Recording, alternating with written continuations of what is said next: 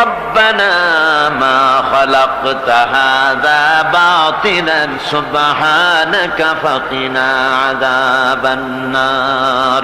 আয় আল্লাহ পাক, তুমি কোনো কিছু খেল তামাশার বিষয়বস্তু করে তৈরি করো নাই, অতএব জাহান্নামের শাস্তি থেকে তুমি আমাকে রক্ষা করো। আল্লাহর নবী বলেছেন, আল্লাহর সৃষ্টি নৈপুণ্যতা সম্পর্কে যদি কোনো বান্দা 1 ঘন্টা চিন্তা করে, 1 ঘন্টা যদি গবেষণা করে, চিন্তা করে, রব্বুল আলামিন তার আমলনামায় 60 বছরের নফল ইবাদতের সওয়াব লিখে দেন। জোরে বলেন সুবহানাল্লাহ। আল্লাহ পাক এই সমস্ত কথা বলে এখন ওই ফর্মুলা বলতেছেন যে আসলে আমার বান্দা হওয়ার জন্য, খাঁটি বান্দা হওয়ার জন্য তার কয়েকটি বৈশিষ্ট্য থাকতে হবে। আল্লাহ পাক এখানে 8টি বৈশিষ্ট্য বর্ণনা করেছেন।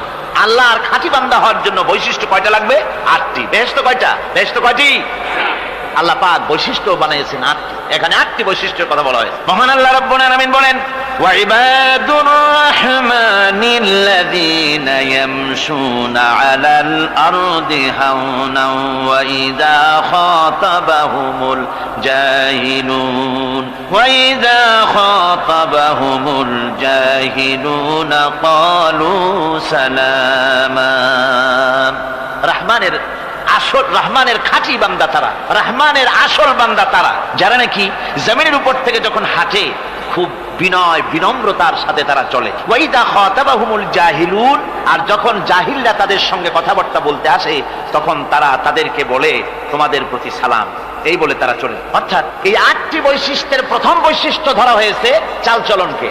ইমানদার খাঁটি বান্দা যারা, তাদের চালচলন সম্পর্কেই প্রথম বৈশিষ্ট্য ধরা হয়েছে। তার মানে হচ্ছে নির্লজ্জ, স্বৈরাচার, মাস্তান, গুন্ডা, বদমাশ, অত্যাচারী, এদের চালচলন এক ধরন। আবার অন্যদিকে ব্যক্তিত্ব সম্পন্ন, মর্যাদাবান, এরপরে শিক্ষিত, ভদ্র, মার্জিত, তাদের চালচলন ভিন্ন ধরনের। এই 2 শ্রেণীর চালচলন কি একরকম হয় নাকি? একরকম হয় না। তার কারণ হচ্ছে ব্যক্তির চালচলনের মাঝেই তার অবস্থাটা বোঝা যায় যে আসলে লোকটি কেমন। আল্লাহ রাব্বুল আলামিন এই কথার দ্বারা এটা প্রমাণ করতে চান যে মুমিন বান্দা যারা হবে, আল্লাহর খাঁটি বান্দা যারা হবে, তাদের পরিচয় দেওয়া লাগবে না। তাদের চালচলন দেখে, তাদের হাঁটা দেখে, তাদের চলা দেখে, তাদের বলা দেখে, তাদের আচরণ দেখে লোকেরা বুঝতে পারবে যে ইনি হচ্ছেন আল্লাহর একজন খাঁটি বান্দা, একজন মুমিন ব্যক্তি, একথা বুঝতে পারবে। আর সে ব্যক্তি জমিনের উপরে চলবে খুবই বিনম্র ভাবে। কোরআনে কারিমে অন্য জায়গায় আল্লাহ রাব্বুল আলামিন বলেছেন, ওয়ালা তামশি ফিল আরদি মারহান ইন্নাকা লান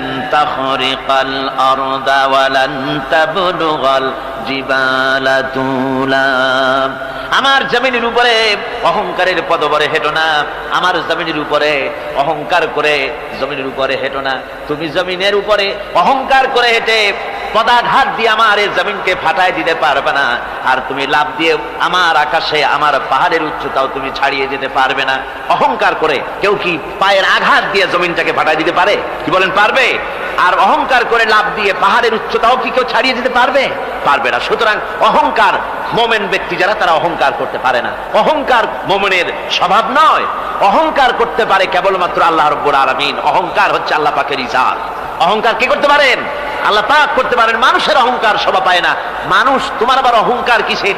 1 ফোঁটা নাপাক পানি দিয়ে যার জন্মের উৎস, এমন নাপাক পানি যা শরীর থেকে নির্গত হলে পরে গোসল করা ফরজ হয়ে যায়, এমন 1 ফোঁটা নাপাক পানি যার জন্মের উৎস, তার অহংকার কি? অহংকার করবেন আল্লাহ রাব্বুল আলামিন। হাদিসে কুদসির ভিতরে এসেছে, আল্লাহ পাক বলেছেন, যে ব্যক্তি অহংকার করে সেজন্য আমার চাদর নিয়ে টানাটানি করে। জোরে কোন নাউযুবিল্লাহি মিন যালিক। সুতরাং মুমিন বান্দা যিনি হবেন, আল্লাহর খাঁটি বান্দা, রহমানের খাঁটি বান্দা, সে ব্যক্তি কখনো জমিনের উপর অহংকারের সাথে চলাফেরা করবে না, বরং তার চালচলন হবে অত্যন্ত বিনম্র। আর কি? আর হলো জাহিলদের সঙ্গে সে কোনো বিতর্কে লিপ্ত হবে না। জাহিলরা গালাগালি দেবে, গালাগালির জবাবে সে গালাগালি দেবে না। জাহিলরা অত্যাচার করবে, অত্যাচারের জবাবে সে অত্যাচার করবে না, বরং তাদেরকে দেখলে, তারা অত্যাচার করতে আসলে, তারা গালাগালি দিলে তাদের জবাবে ইদফা বিল্লাতি হিয়া আহসান, তাদের জবাবে তাদেরকে সালাম দিয়ে সেখান থেকে তারা কেটে পড়বে। সূরা কাসাসে অন্য জায়গায় আল্লাহ রাব্বুল আলামিন একথা আবার এভাবে বলতেছেন, ওয়াইজা সামিউল লাগবা আ'রাদু আনহু ওয়া ক্বালু লানা আ'মালুনা ওয়া লাকুম আ'মালুকুম সালামুন আলাইকুম লা নাবতাগিল জাহিলিন। আল্লাহ পাক বলছেন যে যখন মুমিনেরা পরস্পরে মুমিনদের সাথে জাহিলদের যখন দেখা সাক্ষাৎ হয়ে যায়, যখন ঝগড়ায় লিপ্ত হতে চায়, তখন মুমিনেরা যারা মুমিন বান্দা, আল্লাহর খাঁটি বান্দা, তারা বলবে যে তোমাদের আমলের প্রতিফল তোমরা পাবা, আমাদের কৃতকর্মের ফল আমরা পাবো, সুতরাং তোমাদের প্রতি সালাম, তোমাদের সাথে আমাদের কোনো সম্পর্ক নাই, ঝগড়াঝাটি না করে তারা ফিরে আসবে। আল্লাহ পাক এরপরে বলেন ওয়াল্লাযীনা ইয়াবীতুনা লিরাব্বিহিম সুজদান ওয়া কিয়ামা। রহমানের খাঁটি বান্দা তারাই আরেকটি বৈশিষ্ট্য, তাদের এই 2 নম্বরের বৈশিষ্ট্য বার বলা হচ্ছে রহমানের আল্লাহর খাঁটি বান্দার 2 নম্বরের বৈশিষ্ট্য যেটা, সেটা হচ্ছে এই যে তারা রাত কাটায় তার রবের হুজুরে আল্লাহর দরবারে সেজদা দিয়ে দাঁড়িয়ে থেকে কান্দাকাটি করে তারা রাত গুজরান করে। জোরে বলেন সুবহানাল্লাহ। আর এর বিপরীত যারা তারা রাত কাটায় রাতের বেলা মদ, জুয়া, সিনেমা, গান বাজনা, অশ্লীলতা, নাটক, হাবিজাবি গল্প গুজব করে তারা তাদের রাত কাটায়। আর যারা মোমেন বান্দা, আল্লাহর বান্দা, যারা খাঁটি বান্দা, তারা এই রাত তারা আল্লাহর ইবাদতের ভিতর থেকে কান্দাকাটির মধ্য দিয়ে দাঁড়িয়ে দাঁড়িয়ে অথবা সেজদার ভিতরে তারা তাদের রাত কাটিয়ে দেয়। কোরআনে কারীমে আল্লাহ রাব্বুল আলামিন এই কথা এভাবে বলেছেন, তাতাজাফা জুনুবুহুম আনিল মাদাজি ইয়াদউনা রাব্বাহুম খাওফান ওয়া তামআন। আমার মুমিন বান্দারা তাদের পার্শ্বদেশ এবং পৃষ্ঠদেশ বিছানার উপরে বেশি রাত থাকে না, তারা তাদের রবের প্রতি রবের ভয়, আল্লাহর ভয়, আশা এবং আশা পোষণ করে, আর তারা আল্লাহকে ভয় করে তারা বিছান থেকে নিজের পিঠকে আলাদা করে নিয়ে তারা রাতের বেলায় আমার কাছে কান্দে, আমার কাছে দোয়া করে, তারা কান্দে, ইবাদত করে। সূরা যারিয়াতের ভিতরে রব্বুল আলামিন বলতেছেন, কানু কালিলাম মিনাল লাইলি মা ইয়াহজাউনা ওয়া বিল আসহারি হুম ইস্তাগফিরুন। আমার এই মুমিন বান্দাগুলি, আমার খাঁটি বান্দা যারা, তারা সারা রাত ঘুমায় না, রাতের একটা অংশ মাত্র তারা ঘুমায়, সারা রাত ঘুমায় না, একটা অংশ তারা ঘুমায়, আর বাকি অংশটুকু শেষ রাত্রে তারা ওঠে আর আমার দরবারে তারা কান্দে, মাপ চায় আর কাঁদতে থাকে, চোখের পানি ফেলতে থাকে। আল্লাহ রাব্বুল আলামিন শেষ রাত্রে প্রথম আকাশে আসেন। হাদিস শরীফে এসেছে, প্রথম আকাশে আল্লাহ রাব্বুল আলামিন এসে দুনিয়ার মানুষকে ডাকেন, কে আছো? গুনাহ করে জীবন বোঝাই করে ফেলেছো, নাফরমানি করেছো, গুনাহ করেছো, অথবা বিপদে পড়েছো, ঋণগ্রস্ত হয়ে পড়েছো, অসুবিধায় পড়েছো, মামলা মকদ্দমায় পড়েছো, আমার কাছে মাপ চাও, আমার কাছে সাহায্য চাও। এই সময় যে সমস্ত বান্দারা আরামের ঘুমকে হারাম করে আল্লাহর দরবারে কাঁদতে থাকে, তাহাজ্জুদের নামাজ আদায় করে যখন হাত তুলে কাঁদে, আল্লাহ পাক তখন এই দৃশ্য দেখে ফেরেশতাদের বলেন, ও আমার ফেরেশতারা, আমার ওই বান্দাগুলি কাঁদে কেন? সমস্ত মানুষ যখন ঘুমানো, এই বান্দাগুলি কাঁদে কেন বলো? ফেরেশতারা বলে, আল্লাহ তুমি তো ভালো করে জানো। ফেরেশতারা বলে, আল্লাহ পাক বলবেন, তবুও তোমাদের মুখ থেকে শুনতে চাই। ফেরেশতারা তখন বলবে, রব্বুল আলামিন তোমার বান্দা গুনাহ করেছে, জাহান্নামের ভয়তে তোমার কাছে কাঁদতেছে, তোমার ভয়তে কাঁদে, জাহান্নামের ভয়তে কাঁদে। আল্লাহ জিজ্ঞেস করেন, ফেরেশতারা, ওরা যে আমার ভয়তে কাঁদে, ওরা কি আমারে দেখছে নাকি? ফেরেশতারা বলেন, না খোদা তোমারে দেখে নাই। আল্লাহ পাক বলেন, ওরা আমার যে জাহান্নামের ভয়তে কাঁদে, ওই জাহান্নাম তারা দেখেছে নাকি? ফেরেশতারা বলে, না আল্লাহ, তোমার জাহান্নাম ওরা দেখে নাই, তোমার বেহেশত কিছুই দেখে নাই। আল্লাহ পাক বলেন, ও আমার ফেরেশতারা, এই বান্দাগুলি আমার দুজক দেখে নাই, আমাকে দেখে নাই, হাসর মিজান সিরাত কিছুই দেখে নাই, শুধু কোরআনের কথা শুনে, আমার নবীর কথা শুনে, আমার কোরআনের কথা শুনে বিশ্বাস করে আরামের ঘুমকে হারাম করে কিভাবে কাঁদতেছে তাকায় দেখ। আমার রহমতের দরিয়ায় জোশ মেরে গেছে, তোরা সাক্ষী থেকে যা, আমার ওই ক্রন্দনরত বান্দাগুলিকে আমি আল্লাহ মাফ করে দিলাম। আমার ভাইরা, আল্লাহ পাক বলেন, আম্মান হুয়া কানিতুন আনা আল-লাইলি সাজিদাও ওয়া কাইমা। আল্লাহ রাব্বুল আলামিন বলেন, সিজদার ভিতরে আর দাঁড়ানোর ভিতরে আমার এই বান্দাগুলি আখিরাতে আমার সঙ্গে দেখা করা লাগবে এই ভয়তে, জাহান্নামের ভয়তে তারা কাঁদে, এভাবে কাঁদতে থাকে। আর আল্লাহ পাক ওই সময় তাদের গুনাহ মাফ করতে থাকেন। কোরআনে কারীমের ভিতরে আল্লাহ পাক বলেন, সারা রাত ঘুমাতে আল্লাহ নিষেধ করেছেন, সারা রাত যেন ঘুমায়ো না, পাইকারি দরে ঘুমায়ো না, একটু জাগো। ওয়াজকুর ইসমা রাব্বিকা বুকরাতাও ওয়া আসীলা। সকাল এবং সন্ধ্যায় তোমার প্রভুর, তোমার রবের জিকির করো, স্মরণ করো। وَمِنَ اللَّيْلِ فَاسْجُدْ لَهُ وَسَبِّحْهُ لَيْلًا طَوِيلًا।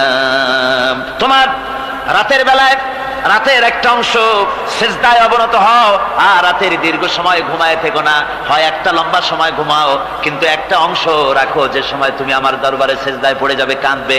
আমার বন্ধুগণ, রাতটা ওয়াজআলনাল লাইলা সুবাতা, আল্লাহ রাব্বুল আলামিন ওয়াজআলনা সুবাতা ওয়াজআলনান নাওমা সুবাতা ওয়াজআলনাল লাইলা লিবাসা, ঘুমকে বানাইছেন আল্লাহ শান্তির বাহন, আর রাতকে করেছেন আচ্ছাদন। রাতকে কি করেছেন? আচ্ছাদন। রাতকে একটা পর্দা লাগিয়ে দিয়েছেন, রাতের পর্দা। যেহেতু প্রেম ভালোবাসা ঢোল পিটায় করা যায় না। ঢোল পিটায় প্রেম করা যায়? যায় না। মানুষকে দেখায় দেখায় প্রেম ভালোবাসা করা যায় না। এটা হলো দুনিয়ার রীতিনীতি। দুনিয়ায় যেটা মানুষেরা করে, আসল সবচাইতে বড় ভালোবাসার পাত্র হলেন আল্লাহ, মাশুক হলেন আল্লাহ, আশেক হলো মানুষ। আশেক এবং মাশুকের ভিতরে প্রেম বিনিময় হবে, ভালোবাসার আদান প্রদান হবে, কথোপকথন হবে। এজন্য দিনের কোলাহল পূর্ণ অবস্থায় তা হয় না বলে রব্বুল আলামিন বলেন, আমি তোমাদের জন্য রাতকে একটা আচ্ছাদন, একটা পর্দা বানায় দিয়েছি। এই রাতের পর্দার ভিতরে থেকে আমারে ডাকো, আমাকে আমার কাছেই তুমি আমাকে ডাকো, একটা লম্বা সময় নিয়ে আমাকে বলতে থাকো, আমাকে ডাকতে থাকো। আল্লাহ পাক তার নবীকেও বলেছেন, ইয়া আইয়ুহাল মুযাম্মিলু কুমিল লাইলা ইল্লা কালিলা, হে চাদর আচ্ছাদিত ব্যক্তি, রাত্রিকালে সালাতে দণ্ডায়মান থাকো, কিন্তু কম, সারা রাত জাগার দরকার নেই। একটা অংশ জাগো যখন তুমি আমার জন্য কাঁদবে, আমার জন্য সিজদায় পড়ে থাকবে। রাসূল পাক সাল্লাল্লাহু আলাইহি সাল্লাম তাহাজ্জুদের নামাজি সিজদায় পড়ে থাকতেন, রাতে ঘন্টার পর ঘন্টা চলে যেতেছে। হযরত আয়েশা বলেন, আমি মনে করতাম সিজদায় এমন ভাবে রাসূল পড়েছেন আর ওঠেন না, আমার মনে হতো হুজুর বুঝি ইন্তেকাল করে গেছেন। আমি রাসূলের পায়ের আঙ্গুল ধরে আস্তে করে চাপ দিতাম, হুজুর তাতে একটু ব্যথা পেয়ে আঙ্গুল নাড়া দিতেন, তখন আমি মনে করতাম আল্লাহর নবী বিদায় হন নাই, বেঁচে আছেন। আবার কখনো দাঁড়িয়ে দাঁড়িয়ে নামাজের ভিতরে তেলাওয়াত করতে করতে রাত শেষ হয়ে যেত, আমার মনে হতো এই দাঁড়ানো থেকে হুজুর বুঝি আর রুকুতে যাবেন না। আবার যখন রুকুতে যেতেন মনে হতো এই রুকু থেকে আর বুঝি সেজদায় যাবেন না। আবার যখন সেজদায় যেতেন মনে হতো এই সেজদা থেকে রাসূল বুঝি আর উঠবেন না। সুবহানাল্লাহ। সাহাবায়ে কেরাম জিজ্ঞেস করতেন, হে রাসূল, হযরত আয়েশা জিজ্ঞেস করে, হে রাসূল, আপনি এত কাঁদেন কেন, এত ইবাদত করেন, এত রাত জাগেন? হযরত আয়েশা বলেছেন, আল্লাহর নবী দাঁড়িয়ে দাঁড়িয়ে তেলাওয়াত করতে করতে, দাঁড়িয়ে দাঁড়িয়ে নামাজ পড়তে পড়তে পাও মোবারক, কদম মোবারক এমন ভাবে ফুলে যেত, সকালবেলায় জুতার মধ্যে পাও ঢুকতো না। সুবহানাল্লাহ। এইভাবে রাসূল পাক কষ্ট করতেন। জিজ্ঞাসা করতে, এত ইবাদত কেন করেন? আপনার তো আগের পিছের সমস্ত গুনাহ আল্লাহ মাফ করেছেন, কোন গুনাহ আপনার নাই, তবু আল্লাহ বলে দিয়েছেন, নবী আপনার আগের পিছের সব মাফ, তারপরেও এত কাঁদেন কেন? আল্লাহর নবী বলেছেন, ও সাহাবীরাও, আমার স্ত্রীরা শোনো, আমি কি আমার বান্দার, আমি আমার আল্লাহর শুকরগুজারকারী বান্দায় কি আমি পরিণত হব না? যে আল্লাহ আমাকে এত নিয়ামত দিয়েছেন, আমি কি সেই আল্লাহর শুকরগুজার হব না? রাসূলুল্লাহ ভাবে কাঁদতেন। সুতরাং প্রত্যেকটি মুসলমানকে রাতের বেলায় আল্লাহর দরবারে হাত তুলে কাঁদতে হবে, মোনাজাত করতে হবে, রব্বুল আলামিন, যে গুনাহ করেছি, আমি যত গুনাহ করেছি, আমাকে তুমি নিয়ামত যা দিয়েছো, এই নিয়ামত তুমি না দিলেও পারতে, তুমি দয়া করে দিয়েছো।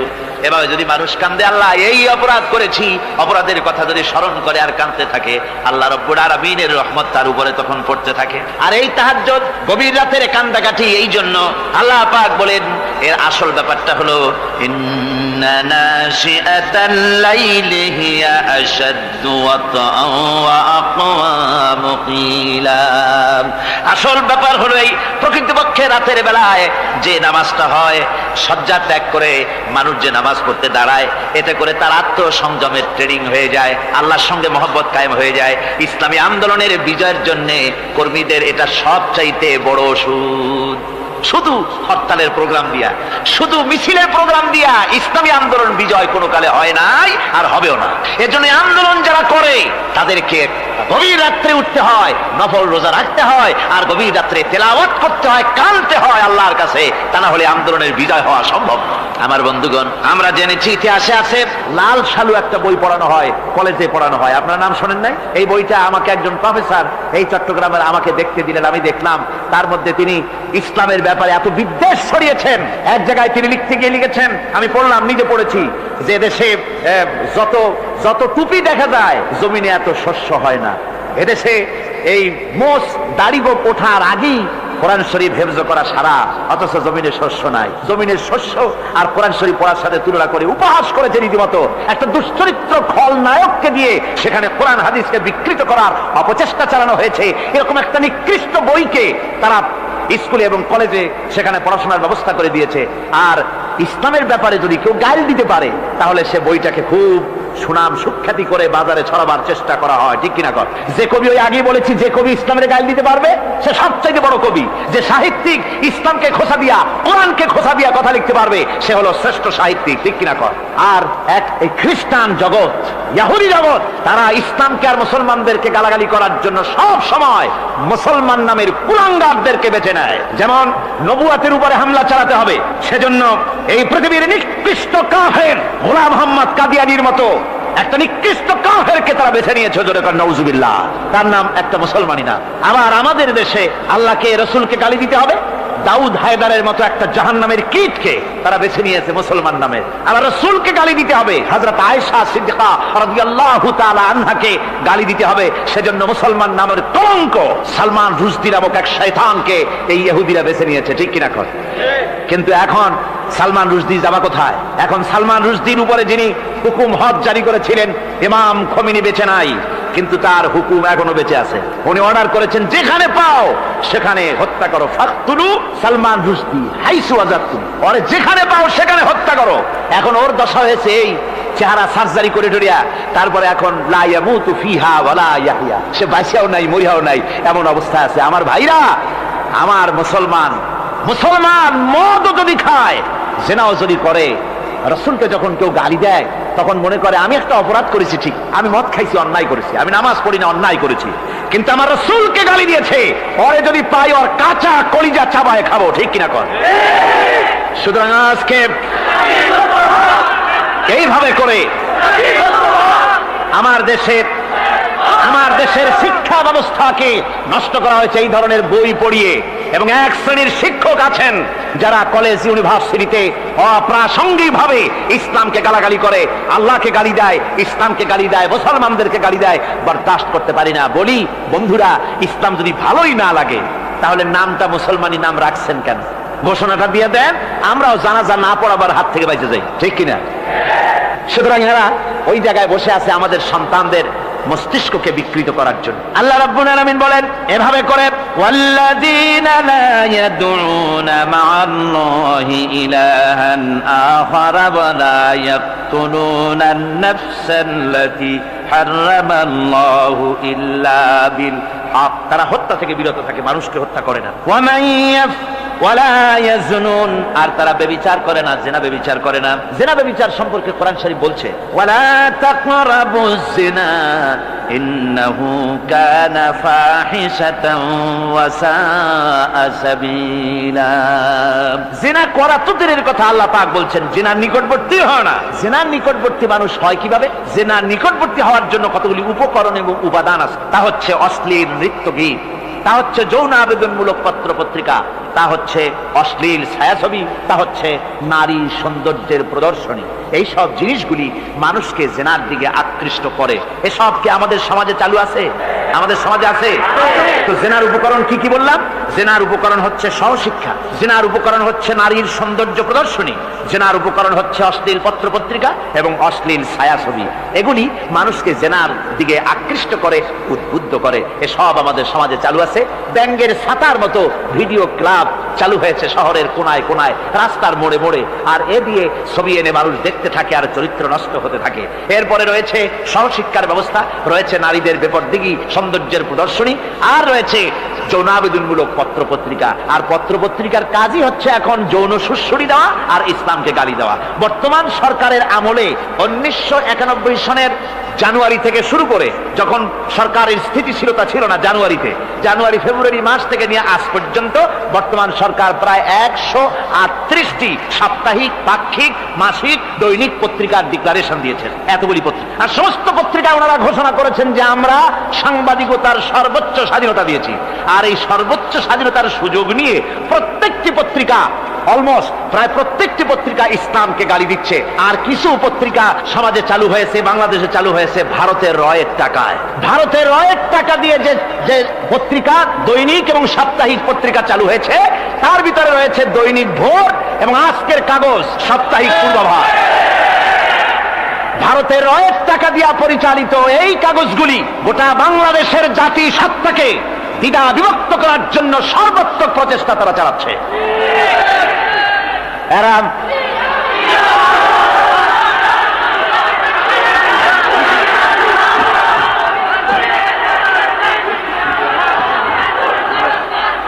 আমার বন্ধুগণ, এ ধরনের একটানা প্রয়োজন হলে সব নাম আমরা তুলে ধরবো। ভারতের টাকা দিয়ে, ভারতের রয়ের টাকা দিয়ে তারা এভাবে পত্রিকা তৈরি করে গোটা বাংলাদেশের স্বাধীনতা, সার্বভৌমত্ব এবং অস্তিত্বের উপরে আঘাত হানতেছে। শুধু তাই নয়, তারা ইসলামের উপর আঘাত হানছে। আলেম এবং পীরদের বিরুদ্ধে বক্তব্য তারা পত্রিকার ভিতরে সমালোচনামূলক কথাবার্তা তারা লিখছে। এমন একটা সাপ্তাহিক পত্রিকা কম পাবেন যেখানে ইসলামকে, ইসলামী আন্দোলনকে কিছু না কিছু খোঁচা মারা না হচ্ছে। ঠিক কিনা কথা যারা বলেন, ঠিক কিনা? তো এইভাবে করে তারা ষড়যন্ত্র চালিয়ে আমি সেদিন ঢাকায় বলেছিলাম যে বর্তমান মহিলা সরকার চলছে বলে আমরা কথা বলছি না, কিন্তু আমাদের একটা ধৈর্য আছে। আমরা সরকারকে সময় দিচ্ছি এগুলিকে কন্ট্রোল করার জন্য। শাসনতান্ত্রিক অ্যাকশন নেওয়া উচিত গভর্নমেন্টের। শাসনতন্ত্রে কি আছে? শাসনতন্ত্রে, সংবিধানে, কনস্টিটিউশনে লেখা আছে যে নাগরিকদের কোন ধর্মীয় অনুভূতিতে আঘাত লাগতে পারে এমন কোন কথা, এমন কোন বক্তব্য কেউ লিখতেও পারবে না, বলতেও পারবে না। সেটা দণ্ডমূলক শাস্তি, এটা শাস্তি হবে। তার এই ধরনের কথা লেখা আছে। এটা লেখা থাকা সত্ত্বেও যারা ইসলামের বিরুদ্ধে কথা বলে, পত্রিকার মাধ্যমে যারা এগুলি লেখে, এগুলির বিরুদ্ধে গভর্নমেন্টের হাত দিতে, অ্যাকশন নিতে অসুবিধা কোথায়? আমরা সময় দিচ্ছি সরকারকে, তারা এই জিনিসগুলি দেখুক এবং অ্যাকশন নিক। যদি তা না হয় তাহলে জনগণের তো ইসলামের, এদেশের মুসলমান বৃহত্তর জনসংখ্যা, জনগোষ্ঠী হচ্ছে মুসলমান। ইসলামের বিরুদ্ধে, তার আল্লাহর বিরুদ্ধে, রসুলের বিরুদ্ধে, মুসলমানদের সবচাইতে প্রিয় জিনিসগুলির বিরুদ্ধে কেউ যদি কথা বলে, মুসলমানেরা তা বেশি দিন বরদাস্ত করবে না। আল্লাহ পাকের বলে বলেন, ইউদাআফ লাহুল আযাবু ইয়াওমাল কিয়ামাতি ওয়া ইয়াখলুদ ফীহি মুহানা। এই সব কাজ যারা করবে, আল্লাহকে বাদ দিয়ে যারা আল্লাহকে বাদ দিয়ে অন্যকে মাবুদ বলে ডাকবে আর হত্যা করবে, জিনা করবে, আল্লাহ বলেন তাদেরকে কিয়ামতের দিন পুনঃ আযাব দেওয়া হবে। আর তাদেরকে ওয়ায়াখলুদ ফীহি মুহানা, তারা বড় লাঞ্ছনার জীবন যাপন করবে, সেখানে লাঞ্ছনার সাথে তারা বসবাস করবে। ইল্লা মান তাবা ওয়া আমানা ওয়া আমিলা আমালান সালিহান ফাউলাইকা ইউবাদদিলুল্লাহু সাইয়্যাতিহিম হাসানাত ওয়া কানা আল্লাহু গফুরার রহিমা। ইল্লা মান তাবা, এই সমস্ত আযাব থেকে বাঁচবে কারা? বাঁচবে সেই সব লোক যারা তওবা করেছে এবং নেক আমল করেছে। ফাউলাইকা ইউবাদদিলুল্লাহু সাইয়্যাতিহিম হাসানাত, আল্লাহ রাব্বুল আলামিন তাদের অন্যায় ত্রুটিপূর্ণ কাজগুলিকে ভালো দিয়ে বদলে দিবেন। সুবহানাল্লাহি ওয়া বিহামদিহি। ওয়া কানা আল্লাহু গফুরুর রহিমা, আর আল্লাহ পাক হচ্ছেন বড় ক্ষমাশীল এবং দয়াবান। এই সুসংবাদ তাদের জন্য যাদের জীবন নানা প্রকারের অপরাধে কলঙ্কিত করেছে যারা, এবং নিজেদেরকে সংশোধন করতে এখন ইচ্ছুক। জীবনে বহু গুনাহ করেছে, হারামি, বদমাশি, জিনা, ব্যভিচার করেছে, এখন জীবনকে সংশোধন করতে চায়। এদের জন্য আল্লাহ রাব্বুল আলামিন এই সাধারণ ক্ষমা ঘোষণা করেছেন, জেনারেল এমনেস্টি ঘোষণা করেছেন। সাধারণ ক্ষমা ঘোষণা করে দিলেন যে তোমরা এখনো যদি হেদায়েত হতে চাও, চূড়ান্ত ধ্বংস থেকে যদি বাঁচতে চাও, তাহলে আমি তোমাদের জন্য তওবার পথ খুলে রেখেছি। আল্লাহ যদি এই তওবার পথ খুলে না দিতেন তাহলে মানুষ হতাশায়, নিরাশায় শয়তান হয়ে যেত।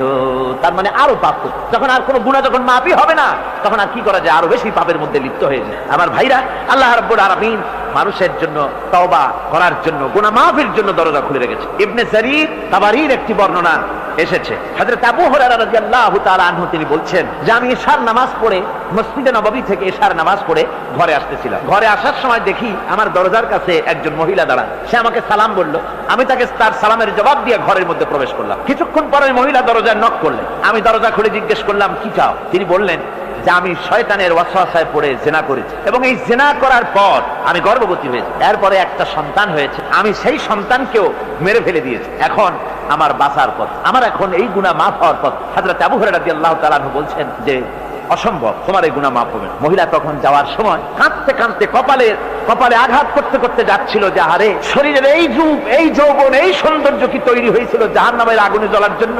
এইভাবে করে চিৎকার দিতে দিতে মহিলা যান। হযরত আবু হুরায়রা বলেন, আমি সকালবেলায় আল্লাহ রাসূলের সঙ্গে ফজরের নামাজ আদায় করে আল্লাহ নবীকে ঘটনা শুনালাম, বললাম হে রাসূল আমি তো মহিলাকে এইরকম জবাব দিয়ে। হযরতে আবু হুরায়রা দৌড়ে গেলেন, বললেন আমি ছুটতে লাগলাম, এমন ভুল আমি কথা বলেছি।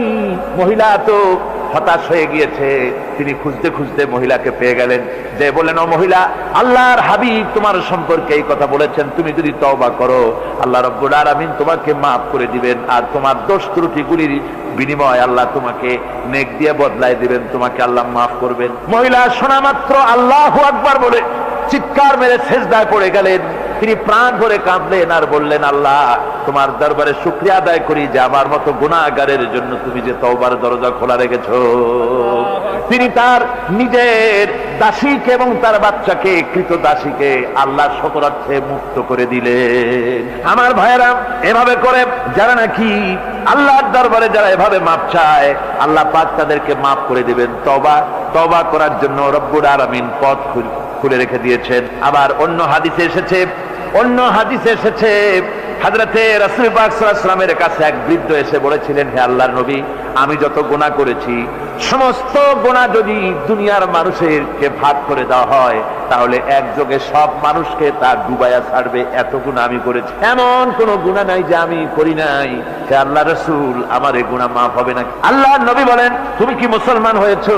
লোকটি বলল, হুজুর আমি মুসলমান হয়ে গেছি। আশহাদু আল্লা ইলাহা ইল্লাল্লাহু ওয়াহদাহু লা শারীকা লাহু ওয়া আশহাদু আন্না মুহাম্মাদান আবদুহু ওয়া রাসূলুহু।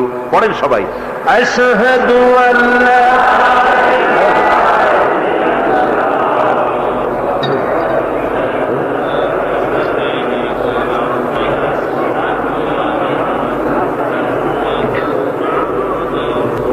ওই লোকটি যখন কলেমা পড়লেন, বললেন আমি মুসলমান হয়েছি।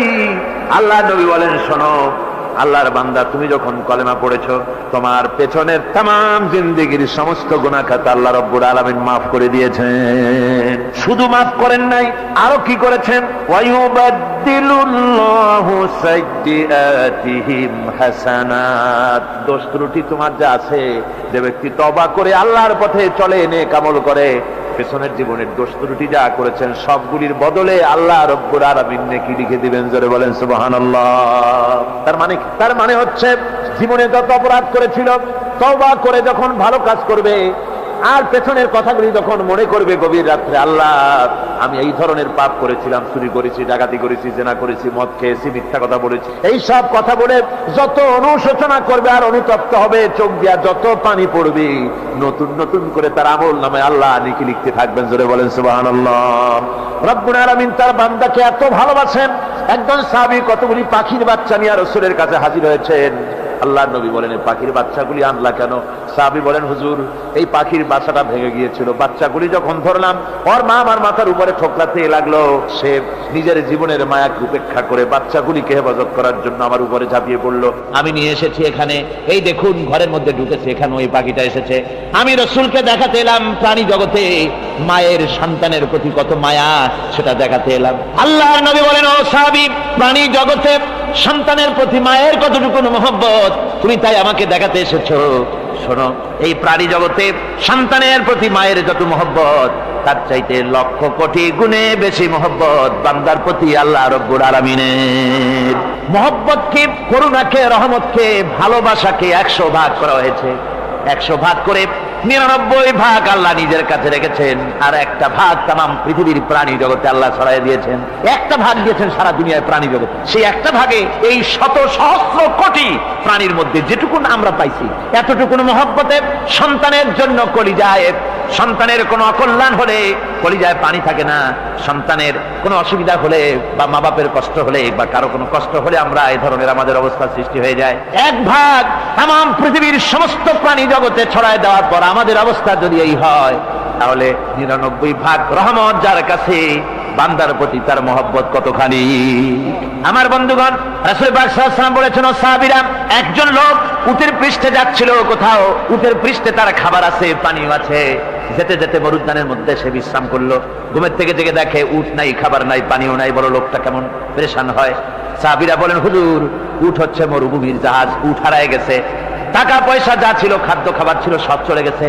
এর থেকে পেরেশানি তো আর কিছুই হয় না।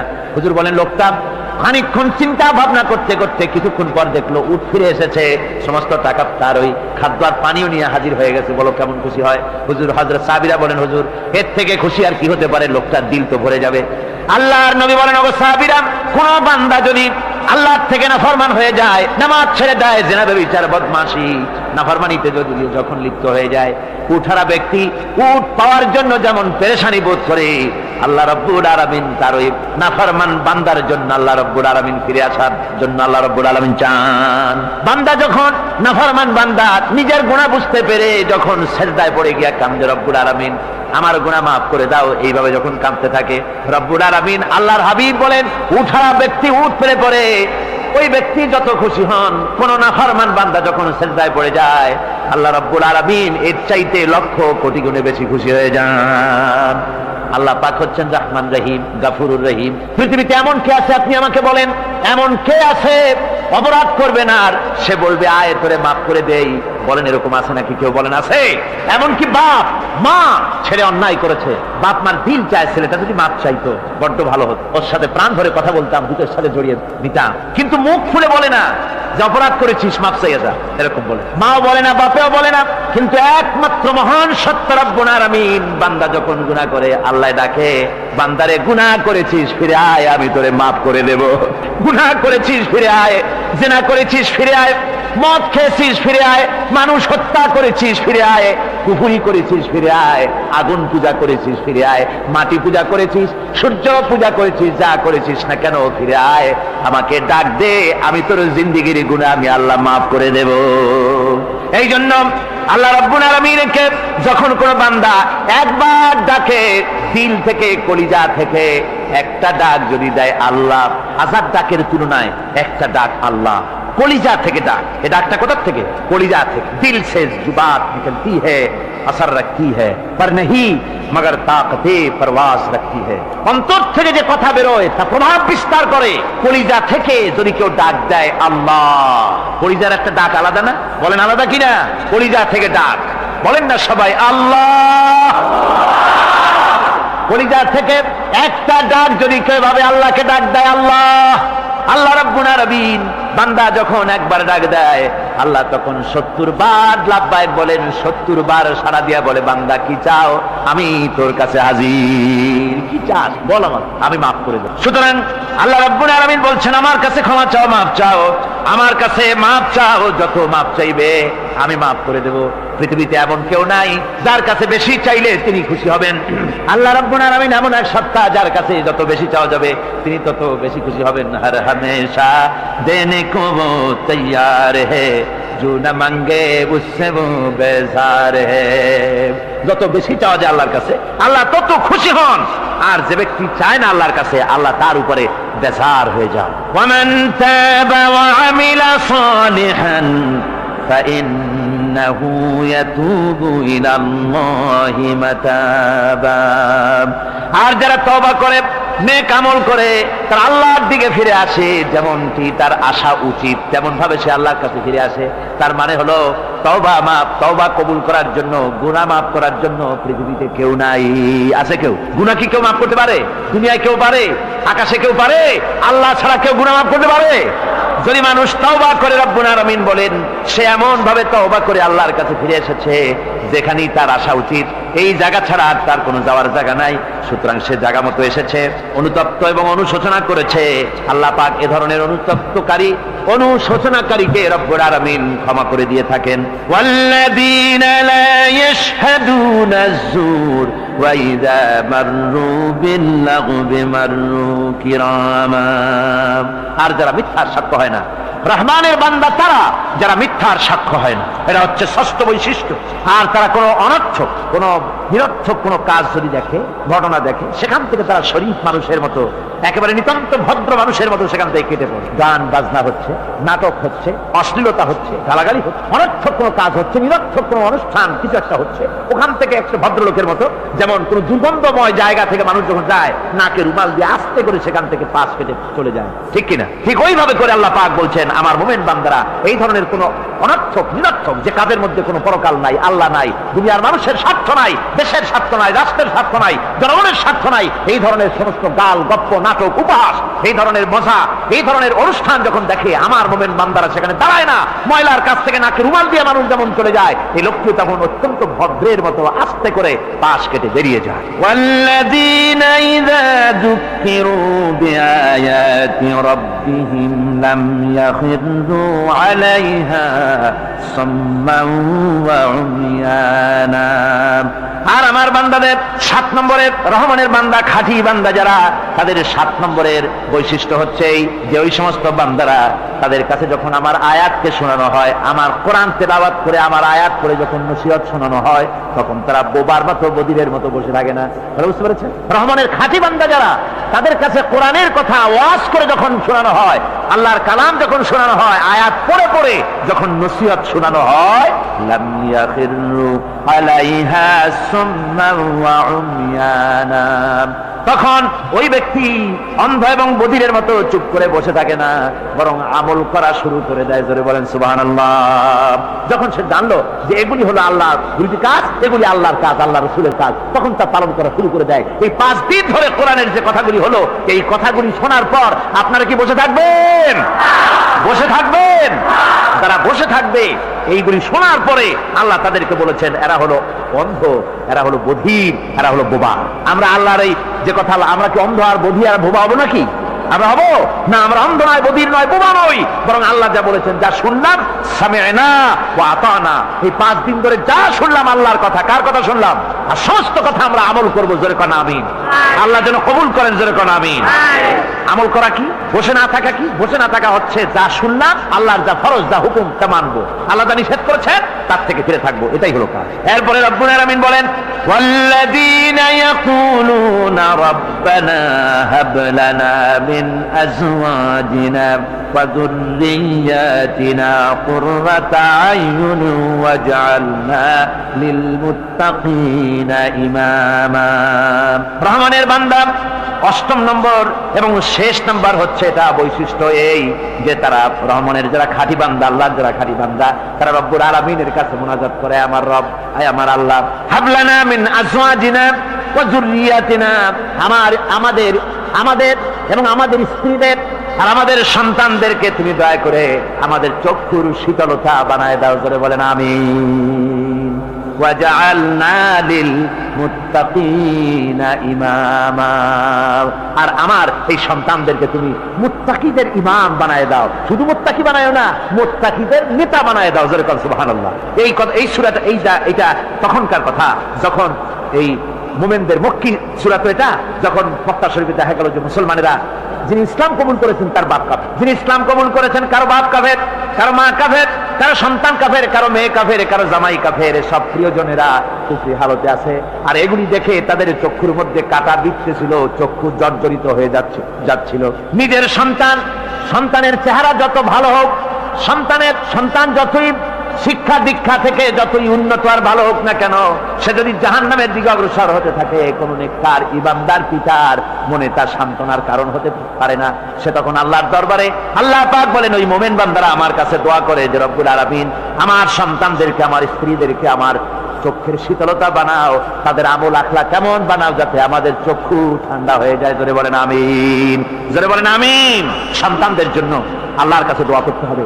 আপনারা দেখেন, চোখের সামনে দেখতে পাচ্ছেন সন্তান সিনেমায় যান, সন্তান নামাজ পড়ে না, সন্তান রোজা রাখে না, সন্তান মানুষের তৈরি করা মতাদর্শের পেছনে স্লোগান দিচ্ছে, দৌড়াচ্ছে, আর আপনি পিতা হয়ে তাকে ঠেকাচ্ছেন না।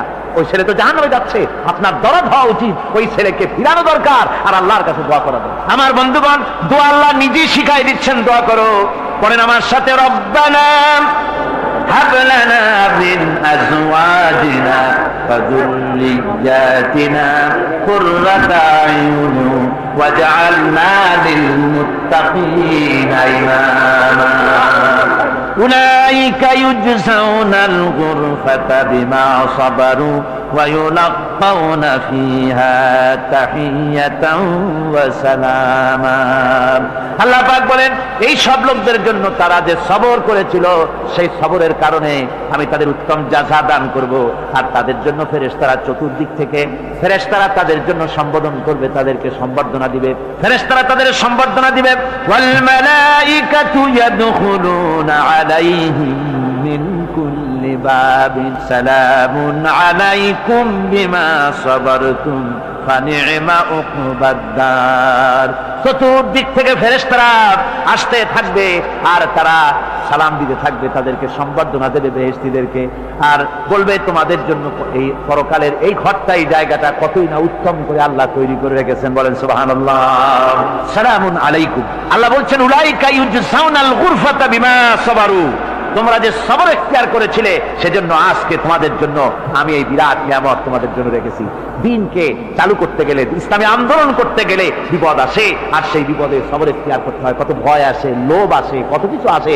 এগুলিকে উপেক্ষা করে যারা ইসলামী আন্দোলনের জন্য নফসের খাহেশকে, আরামকে হারাম করে দিয়ে আন্দোলনে যারা ঝাঁপিয়ে পড়তে পারে তাদের জন্য আল্লাহ পাক এই সমস্ত নিয়ামত রেখে দিয়েছে। কুল মা ইয়াবাউ বিকুম রাব্বি লাউলা দুআউকুম ফাকাদ কাযাবতুম ফাসাউফা ইয়াকুনু লিজামা। নবী আপনি এদেরকে বলেন, আপনি এই লোকগুলিকে বলেন যে তোমাদের ব্যাপারে আল্লাহর কি প্রয়োজন পড়েছে যদি তোমরা আল্লাহকে নাই ডাকো, আল্লাহর কাছে যদি দোয়া না করো, যদি হাত না পাতো, আল্লাহ কি যদি না ডাকো, তাহলে তোমাদের যদি আল্লাহর দরকার ফাকাদ কাযাবতুম, তোমরা তো অস্বীকার করে চলছো। ফাসাউফা ইয়াকুনু লিজামা, খুব তাড়াতাড়ি করে তোমরা বুঝতে পারবে, এমন অবস্থা, এমন আযাব আসবে যে তখন তোমাদের প্রাণ বাঁচানোই দায় হয়ে পড়বে। আমার বন্ধুগণ, একটা মানুষের সাথে মানুষের সৃষ্টি আর পাথরও সৃষ্টি, পাথরও একটা মাখলুক, মানুষও মাখলুক। পাথরের সাথে মানুষের পার্থক্য কোথায়?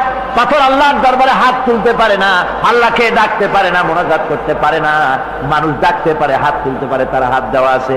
মানুষ হয়ে যদি আল্লাহর দরবারে হাত তুলতে না পারলেন, চোখের পানি যদি না ফেলতে পারলেন, আল্লাহ পাক বলছেন, ও নবী বলে দেন, আপনি বলুন তোমাদের দিয়ে কি প্রয়োজন আল্লাহর?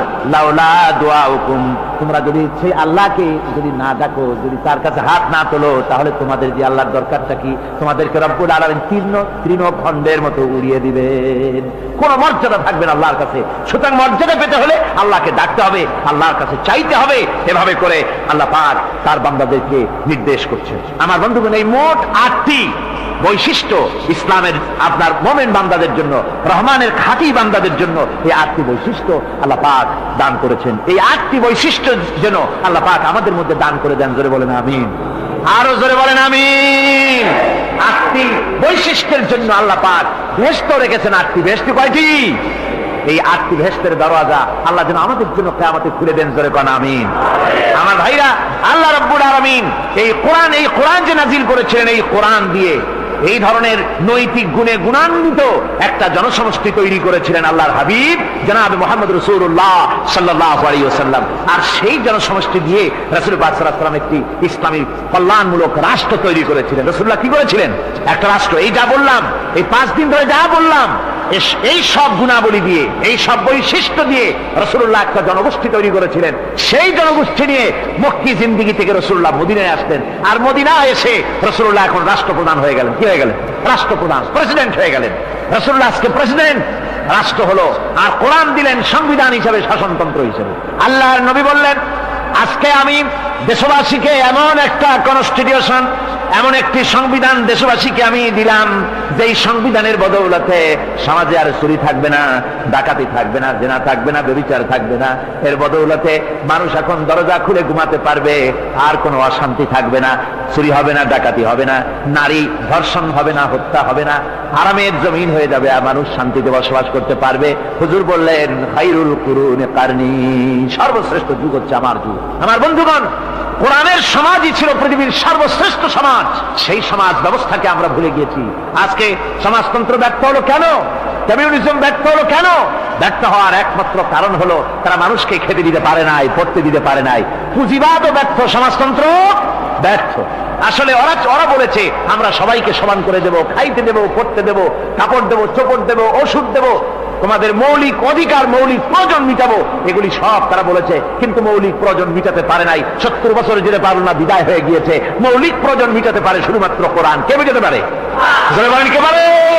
কোরআন পারে মানুষের মৌলিক প্রয়োজন মিটাতে। তাই কোরআনে কারীমকে আল্লাহ রাব্বুল আলামিন অবতীর্ণ করলেন, আর কোরআন দিয়ে রাসূল পাক সাল্লাল্লাহু আলাইহি ওয়াসাল্লাম একটা সমাজ তৈরি করলেন, এমন সমাজ যেখানে রাষ্ট্রপ্রধানের পেট ফুলে উঠলো না খাইয়া, রাষ্ট্রপ্রধানের বিরাট বিল্ডিং উঠলো না, বিদেশে টাকা জমা হলো না। আজকে আমরা দেখি পৃথিবীতে কত জায়গায় রাষ্ট্রপ্রধান নিজের ছেলেপেলে নাই, হাওলাত করা ছেলে একটা, তাও যদি এত টাকা পয়সা বিদেশে জমা করে, তাহলে মানুষেরা মন্তব্য করে যদি নিজের ছেলে থাকতো তাহলে তো গোটা বাংলাদেশ বিদেশি ব্যাংকে জমা দিয়ে দিত। ইসলাম পৃথিবীতে এসেছে মানুষকে এমন এক শান্তির বিধান দিতে। রাষ্ট্রপ্রধান মুহাম্মদ রাসূলুল্লাহ সাল্লাল্লাহু আলাইহি ওয়াসাল্লাম মানুষ খাবার পেয়েছে, দরজা খুলে ঘুমাবার সুযোগ পেয়েছে। আজ হযরত আবু হুরায়রা রাদিয়াল্লাহু তাআলা আনহু বলেন, আমি রাসূলুল্লাহর কাছে গেলাম, হুজুরকে গিয়ে সালাম করলাম, আল্লাহর নবী সালামের জবাব দিলেন, কিন্তু দেখতে পেলাম মুখ নড়ে, আওয়াজ বেরোলো না। কারণ কি? কাছে গিয়ে দেখি নবীজি ক্ষুধার যন্ত্রণায় কথা বলতেছেন, আওয়াজ বেরোতেছে না। এত ক্ষুধা লেগেছে আল্লাহর নবীর। 2-4 দিন চলে গেছে, খাবার নাই। রাসূলুল্লাহ সমস্ত গনিমতের মাল, যাকাত সদকার মালগুলি, খাদ্য দ্রব্যগুলি দুহাতে বিতরণ করেছেন, নিজের পেটে খাবার নাই, মানুষকে দিতেছেন। দিতে দিতে এশার নামাজ পড়ে নবীজি ঘরের মধ্যে প্রবেশ করে হযরত আয়েশা সিদ্দিকা রাদিয়াল্লাহু তাআলা আনহাকে ডেকে বলেন, আয়েশা রে, সারাদিন কষ্ট করেছি, দারুণ ক্ষুধা লেগেছে, তাড়াতাড়ি করে কিছু খাবার আমারে এনে দাও। হযরত আয়েশা হুজুরের ক্ষুধার্ত শ্রান্ত ক্লান্ত চেহারার দিকে তাকাইয়া হযরত আয়েশা কেঁদে ফেলেছেন। হযরত মা আয়েশা কাঁদেন আর বলেন, ইয়া রাসূলুল্লাহ, হে আল্লাহর নামের কসম করে বলি, আমি আয়েশার ঘরে কোনো পানি ছাড়া কোনো খাবার নাই।